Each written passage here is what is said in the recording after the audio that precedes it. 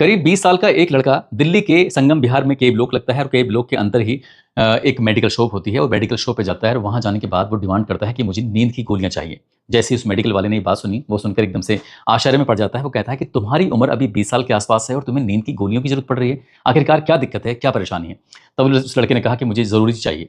जब वो ज़रूर बात करने लगता है कि उसे बहुत इमरजेंसी है, अर्जेंट है, तब उस मेडिकल वाले ने साफ मना कर दिया। उसने कहा जब तक डॉक्टर लिख कर नहीं देगा, कोई पर्चा तुम लेके नहीं आओगे, तब तक तुम्हें नींद की गोलियाँ नहीं मिलेंगी। जब उस मेडिकल वाले ने साफ-साफ इनकार कर दिया, तब वो लड़का जो होता है थोड़ा परेशान हो जाता है, मायूस हो जाता है और मायूस होने के बाद उस मेडिकल वाले से कहता है कि भैया, मेरी एक गर्लफ्रेंड है और वो शादीशुदा है और मैं अपनी गर्लफ्रेंड से मिलने के लिए जाना चाहता हूँ। गर्लफ्रेंड ने कहा है कि अगर तुम नींद की गोलियाँ लाकर दे दोगे तो मैं अपने पति को दे दूँगी, उसके बाद पति नींद में हो जाएगा और तुम मुझसे मिलने के लिए आराम से आ सकते हो। जैसे ही उस मेडिकल वाले ने ये बात सुनी, उसे लग तो बड़ा अटपटा रहा था, लेकिन शायद उसने ये गोलियाँ उसको दे देता है और जैसे ही गोलियाँ दे दी जाती हैं, तो उसके बाद वो लड़का गोली लेकर सीधा अपने गर्लफ्रेंड के पास पहुँच जाता है और गर्लफ्रेंड जो है वो अपने पति को नींद की गोलियाँ दे देती है। पति आराम से सो जाता है और दरवाज़ा खुलता है। दरवाज़ा खुद ही वो महिला खोलती है, जिसकी उम्र लगभग 45 साल के आसपास होती है और जो उसका प्रेमी होता है, उस प्रेमी की उम्र लगभग 20 साल के आसपास होती है। हैरान करने वाली बात ये होती है कि उस महिला की सबसे बड़ी वाली जो बेटी है, वो खुद 20 साल की है और जिस प्रेमी से वो संबंध बनाने की फिराक में थी, वो भी उसका प्रेमी महज़ 20 साल का ही था। लेकिन इस घटना में एक कत्ल होता है, भयानक रूप में कत्ल होता है। पुलिस को थोड़ी-सी मशक्कत ज़रूर करनी पड़ती है, लेकिन कातिल पकड़ा जाता है और जब कातिल पकड़ा जाता है, तो ये खबर अखबारों के माध्यम से, सोशल मीडिया के माध्यम से लोगों को पता चलती है। तो लोगों को बिल्कुल भी यकीन नहीं हो रहा था कि कत्ल के पीछे की ये वजह हो सकती है। आदाब, नमस्कार, सत श्री अकाल। मैं उस्मान सैफी। आज की जो सच्ची घटना मैं आपको सुनाने जा रहा हूँ, ये सच्ची घटना है राष्ट्रीय राजधानी दिल्ली की। जिला साउथ दिल्ली में एक थाना लगता है संगम विहार और संगम विहार में ही एक रति मार्ग है। ये तारीख थी 10 अगस्त 2026 की सुबह लगभग 4:30 बजे के आसपास। 20 साल की एक लड़की जिसका नाम खुशी होता है।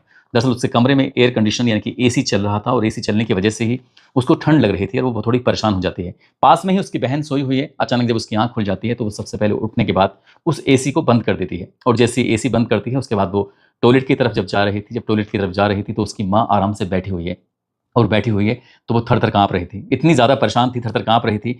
बेटी ने माँ से पूछा कि माँ क्या हुआ, क्या नहीं? तो माँ काँप भी रही है, उसको पसीने भी आ रहे हैं और वो अजीब-सी घबराहट में थी। तभी बेटी अपनी माँ के पास बैठ जाती है और बार-बार उससे एक ही सवाल कर रही थी, माँ तुम्हें हुआ क्या है? तुम इतनी परेशान क्यों हो और तुम क्यों काँप रही हो? वो कहती है कि मुझे अजीब-सी घबराहट हो रही है, तेरा भैया वापस लौट कर नहीं आया है, लगता है तेरे भैया को कुछ न कुछ हो गया है। दरअसल इस घर में 2 बेटियाँ हैं और बेटियों से छोटा एक बेटा है जो कि काँवड़ यात्रा पर गया हुआ है, काँवड़ लेने के लिए गया हुआ है। तभी जब माँ घबराई हुई थी तो बेटी ने कहा कि चिंता बिल्कुल भी मत करो, मैं भैया को कॉल कर रही हूँ। वो भैया को एक के बाद एक 5 कॉल करती है, लेकिन 5 कॉल करने के बाद भी भैया का कोई रिस्पॉन्स नहीं आता है, कोई जवाब नहीं आता है। तभी बहन भी परेशान हो जाती है और उसकी माँ भी परेशान हो जाती है। इसी बीच में उस महिला ने कहा कि किसी रिश्तेदार का नाम लिया कि उनको बुला दो या आस-पास के किसी को बुला दो। जब बात बुलाने की आती है तो वो बेटी फिर किसी को बुलाने की कोशिश करती है। इसी बीच में वो कहती है कि तू अपने पिताजी से तो बात कर, तेरे पिताजी कहाँ हैं, कहाँ नहीं हैं?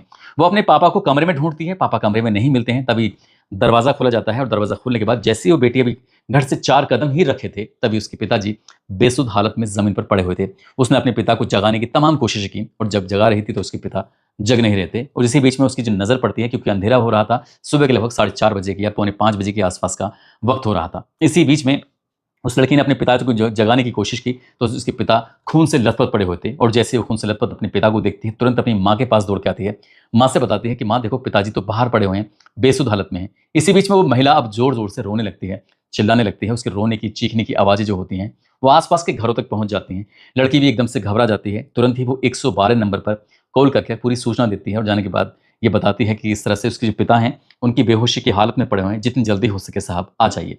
जैसे ही 112 नंबर पर पुलिस को सूचना मिलती है, पुलिस तो तत्काल ही मौके पर आ जाती है और मौके पर आने के बाद उस व्यक्ति को देखती है। उसके बाद फिर यहाँ से उसे उठाकर सीधे ट्रॉमा सेंटर लेके जाती है और जैसे उस व्यक्ति को ट्रॉमा सेंटर लेके जाया जाता है, तो डॉक्टर उसे मृत घोषित कर देते हैं। नाम जिसका मुन्ना लाल गुप्ता होता है, जिसकी उम्र लगभग 55 साल के आसपास होती है। उसके बाद जब उसके शरीर को देखा जाता है तो शरीर का ऐसा कोई हिस्सा नहीं था जहाँ चोट के निशान नहीं थे और उस व्यक्ति को जगह-जगह से न केवल चोट के निशान थे, बल्कि शरीर में ब्लड भी बह रहा था और डॉक्टरों ने बताया कि इसको ऐसा लग रहा है जैसे क्या कई जगह पर करंट भी लगाया गया हो। इसी बीच में जब करंट वाली बात आती है, बात पुलिस तक पहुँच जाती है और पुलिस के पास जब बात पहुँचती है तो SHO Guru Sevak, inspector Anuj Kumar, inspector Ranbir Mavi, sub inspector Devinder Singh और sub inspector Anil Dubey, head constable Vijender, constable Sitaram, Ramraj, Mahendra, Yogendra, इनकी एक टीम बनाई जाती है और टीम का उद्देश्य था कि जितनी जल्दी हो सके इस घटनाक्रम का खुलासा होना चाहिए। क्या मामला है, क्या नहीं है, आखिरकार ऐसा क्यों हुआ है, ये व्यक्ति घर से बाहर क्यों पड़ा हुआ था और खून से लथपथ क्यों था। पुलिस की टीम जब घर में जाती है तो वो महिला जिसका नाम मंजू होता है, मंजू सिंह उर्फ नाजिया उसका नाम होता है, जब उससे पूछताछ की जा रही थी, उससे बातचीत की जा रही थी, तब उस महिला ने कहा कि मुझे खुद भी नहीं पता है। जब दोनों बेटियों से पूछा जाता है तो दोनों बेटी कहती हैं कि हम लोग अपने कमरे में सो रहे थे और एयर कंडीशन चल रहा था, इसलिए चारों तरफ से वो कमरा बंद था, जिससे बाहर की आवाज़ें भी हमें नहीं पहुंच रही थी। ऐसे ही महिला ने बताया और महिला ने ये भी बताया कि जो घर का सामान है वो चारों तरफ से फैला हुआ है। इससे ये अंदाज़ा लगाया जा सकता है कि घर में ज़रूर लुटेरे आए होंगे और लुटेरे ने ही इन्होंने इस घटना को अंजाम दिया होगा। पुलिस ने पूरी बात सुनी, पूरी बात सुनने के बाद अब इस मामले की जांच पड़ताल में पुलिस जुट जाती है। पुलिस की जो टीम लगी हुई थी आसपास के लोगों से पूछताछ करती है, इस व्यक्ति के सीडीआर निकलवाती है, सीडीआर के साथ साथ लोकेशन निकलवाती है, लोकेशन से भी कुछ ऐसी बात नहीं निकल के आती, इस महिला की भी लोकेशन निकलवाई जाती है, उसकी भी सीडीआर निकलवाई जाती है, लेकिन वहां से भी पुलिस को कोई ऐसी ठोस जानकारी मिल नहीं पा रही थी। इसके बाद पुलिस ने आसपास के जब घरों को देखा, देखती क्या है पुलिस की, उसके घर के ठीक सामने एक घर है और उस घर में एक सीसीटीवी कैमरा लगा हुआ है और उस सीसीटीवी कैमरे का जो चेहरा था, मुंह था, यानी कि वो उसके घर को, यानी कि मुन्ना लाल गुप्ता के घर को पूरी तरह से कवर कर रहा था। जब उस सीसीटीवी कैमरे को देखा जाता है तो पुलिस देखकर एकदम से हैरानी में पड़ जाती है। हैरानी में इसलिए पड़ जाती है, रात के लगभग 1:45 के आसपास का वक्त हो रहा था। एक व्यक्ति है जिसने अपने चेहरे पर नकाब लगाया हुआ है, वो एक घर के अंदर प्रवेश करता है। दरवाज़ा खोलने वाला कोई और नहीं था, मंजू सिंह उर्फ नाजिया ही होती है। और जैसे ही मंजू दरवाज़ा खोलती है, अब पुलिस के सामने सबसे पहले प्राइम सस्पेक्ट मंजू ही थी। मंजू से पूछा जाता है कि तुमने दरवाज़ा खोला 1:45 के आसपास और 3:15 के आसपास तुमने उस व्यक्ति को बाहर निकाला। वो व्यक्ति अब तुम्हारे पति को लेकर बाहर जाता है, गिरा देता है, उसके बाद तुम दरवाज़ा बंद कर लेती हो। पूरी कहानी क्या है, इस कहानी के बारे में अगर तुम सही सही नहीं बताओगी तो पुलिस अपने तरीके से तुमसे बातचीत करके पूछ ही लेगी। मंजू उर्फ नाजिया जो होती है, फिर वो पुलिस के सामने तोते की तरह पढ़ना शुरू कर देती है, बोलना शुरू कर देती है और पूरी कहानी बताती है। वो कहती है, साहब करीब करीब 22 साल पहले मुन्नालाल गुप्ता से नाजिया नाम की इस महिला की शादी होती है, प्रेम विवाह होता है। प्रेम विवाह से भले ही घर वाले, परिवार वाले ना खुश थे, लेकिन ये दोनों एक दूसरे से बेइंतहा खुश थे। और इसके बाद फिर ये महिला जब नाजिया के रूप में आई थी, लेकिन मंजू बन जाती है, और मंजू बन जाती है तो ये मुन्नालाल गुप्ता के साथ खुशहाल जिंदगी जी रही थी।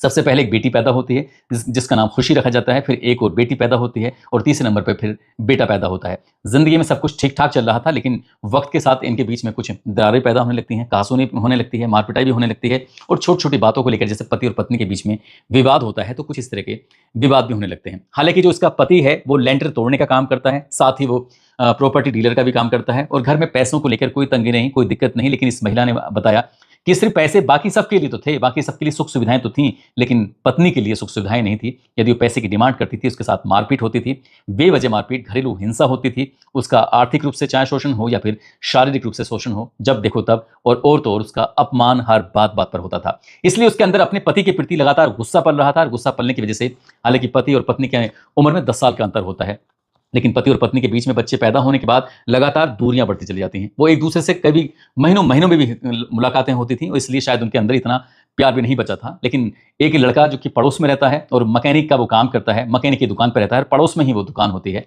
इस महिला की नज़र उस लड़के पर पड़ जाती है जिसकी उम्र लगभग 20 साल के आसपास होती है। तभी इस महिला ने उस लड़के को देखा, उस लड़के ने भी इस महिला को देखा और देखने के बाद इन दोनों में बातचीत का सिलसिला शुरू हो जाता है। ऐसा भी दावा किया जाता है कि इस महिला ने अपने जो बेटा होता है, जो 2 बेटियों से छोटा होता है, उससे भी जानकारी बढ़ा दी, उससे भी उसकी दोस्ती करा दी थी। लेकिन इस महिला की उससे नजदीकियां बढ़ जाती हैं, दोनों के बीच में अवैध संबंध स्थापित हो जाते हैं और जैसे अवैध संबंध होते हैं तो शायद ये बात उसके पति को भी पता चल गई थी। और जैसी बात ये पति को पता चलती है तो पति इस बात पर भी नाराज होने लगता है और घर में कहासुनी होने लगती है, मार पिटाई होने लगती है। करीब करीब 6 महीने से ये सब चल रहा था और ये सब जब चल रहा था तो ज्यादा स्थितियां बिगड़ने लगती हैं, खराब होने लगती हैं। आखिरकार इस महिला ने अपने इस प्रेमी से कहा, जो उससे लगभग 25 साल छोटा होता है, जिसकी उम्र लगभग 20 साल के आसपास होती है, नाम जिसका चमन होता है। चमन से कहा जाता है कि यदि तुम मुझे पूरी तरह से अपनी जिंदगी में अपनाना चाहते हो तो तुम्हें काम करना पड़ेगा, तुम्हें मेरे लिए कुछ नींद की गोली लानी पड़ेगी और इसके बदले में मैं तुम्हें 5 लाख रुपए भी दूंगी। यानी कि वो उसके साथ अवैध संबंधों में तो था ही, लेकिन उसके लिए अब बड़ा ऑफर मिल गया। 5 लाख रुपए की जब उसे पेशकश की जाती है तो एकदम से वो खुश हो जाता है और जब खुश हो जाता है तो उसने कहा, बताइए मुझे क्या करना होगा। नींद की गोलियों का जब इंतजाम करने वाली बात थी तो उसने अपने दोस्त का सहारा लिया, दोस्त को मेडिकल स्टोर पर भेजा, उससे दवाई मंगवाई, उसने जो भी कहानी बताई होगी मेडिकल स्टोर वाले को, उसके बाद फिर दवाई मिल जाती है। वो अपनी प्रेमिका को 9 अगस्त 2026 की शाम को दे देता है और जब ये दवाइयां दे देता है तो उसके बाद फिर उसको इशारा दिया जाता है।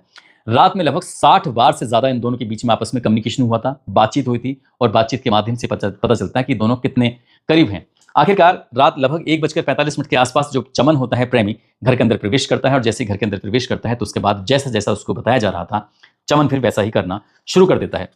सबसे पहले इन्होंने इस मुन्ना लाल जो गुप्ता होता है इसको करंट लगाया, और जैसे करंट लगाया जाता है तो एकदम से वो उठ जाता है, यानी कि उसकी नींद टूट जाती है। हालांकि वो नींद के नशे में था, गोलियों के नशे में था, और गोलियों के नशे की होने की वजह से वो ज्यादा विरोध करने की स्थिति में नहीं था। इससे पहले कि वो चीखता चिल्लाता कुछ कर पाता, पत्नी ने एक डंडा उठाया और बहुत तेजी के साथ सर में मार दिया, और जैसे डंडा सर में मारा तो वो एकदम से खून से लथपथ होना शुरू हो जाता है। इसके बाद तकिया उठाया जाता है, तकिया उठाने के बाद उसके चेहरे पर लगाकर, ताकि वो चीख ना सके, ताकि वो चिल्ला ना सके।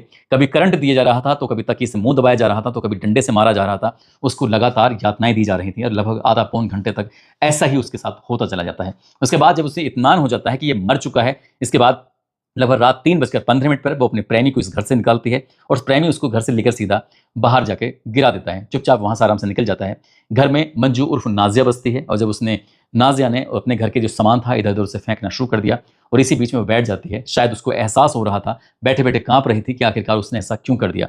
तभी 4:30 बजे के आसपास उसकी बेटी की आंख खुलती है। बेटी अपनी माँ को देखती है। उसके बाद ही पूरी कहानी लोगों के सामने आ जाती है। बेटियों को बिल्कुल भी यकीन नहीं हो रहा था कि माँ ने ही इस घटनाक्रम को अंजाम दिलाया है, लेकिन जब उसको सीसीटीवी कैमरे दिखाए जाते हैं बेटियों को, और जब माँ ही दरवाजा खोल रही है, माँ ही दरवाजा बंद कर रही है, तब बेटियों को यकीन हो रहा था कि आखिरकार माँ ने ऐसा क्यों किया।